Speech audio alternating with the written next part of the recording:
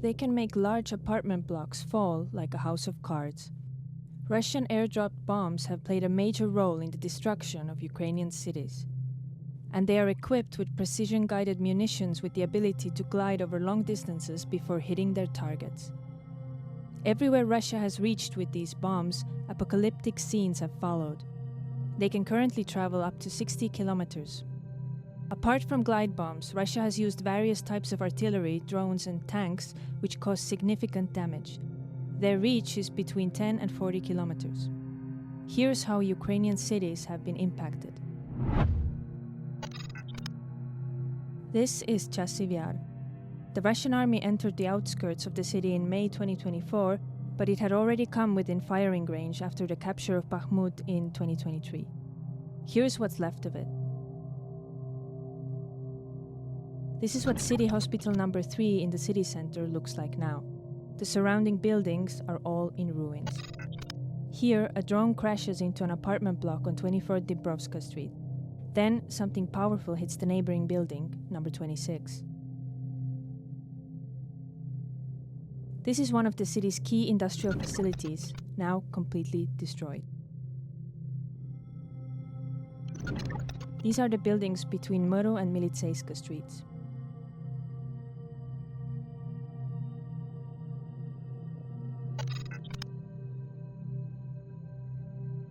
This is Toretsk. The Russian army began advancing toward the city in June 2024 and entered the city limits in August. This is what it looks like now.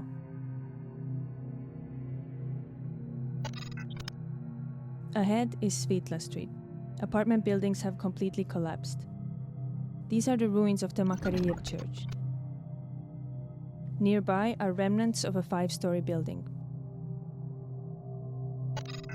And this is Druzhba Street, and what remains of a 9-story apartment block. Just across from that building, residents of Toretsk used to decorate the Christmas tree and celebrate holidays. This used to be school number 3, and this is a residential neighborhood on Lisova Street. In the damaged buildings, the entrances have caved in.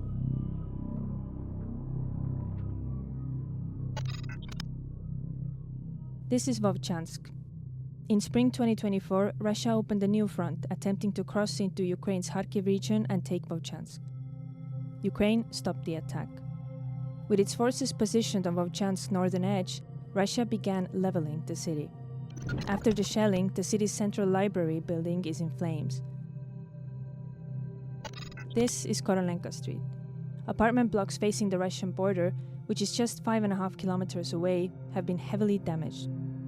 Many buildings have collapsed walls. The relatively intact ones still show shell impact marks.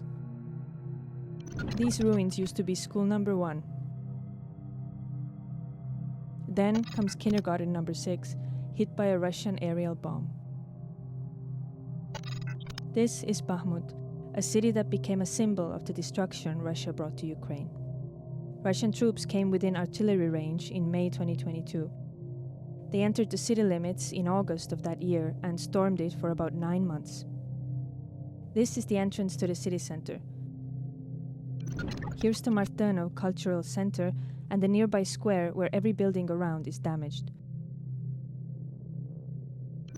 Not far off, you can make out what's left of 2 buildings with semicircular facades on Măru Street, or rather, what's left of them. That pile of rubble used to be the city council. Nearby lie shattered flagpoles, and a Grad rocket sticks out of the ground. This is a monument to a geologist next to what remains of the Donetsk Elohia building. And here's the Sarechny residential district. Every building here was destroyed by artillery. Shell craters are visible around them. This used to be school number 4. Now it's completely wiped out. This is Marianka. It had stood right on the front line since 2014. The Russian army began its assault on this town in spring 2022 and stormed it for 2 years. Nothing is left of Marianka. This is the town entrance via the main street, Druzhba Avenue. On the left, a former grain elevator. What was once the main road now resembles a dirt track. Every building on it has been reduced to rubble. On the right are what used to be multi-story residential buildings. And there used to be a driving school here. The ruins to the right are what remains of the district cultural center. To the left were a clinic and homes. By its silhouette, you can barely recognize the Kazan icon of the Mother of God Church. This was the heart of the town. This is likely the turn onto what used to be Kashtanova Street and the remains of secondary school number 2. Now we're in the private housing sector, identified only by the surviving garden gates.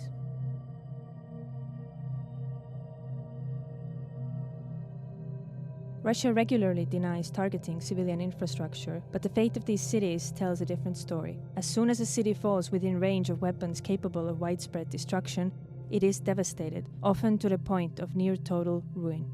The cities that have fared better are typically those beyond the reach of artillery. That used to be the case for Zaporizhia, but it came within artillery range in the summer of 2024. Since then, airdrop bombs have become a new reality.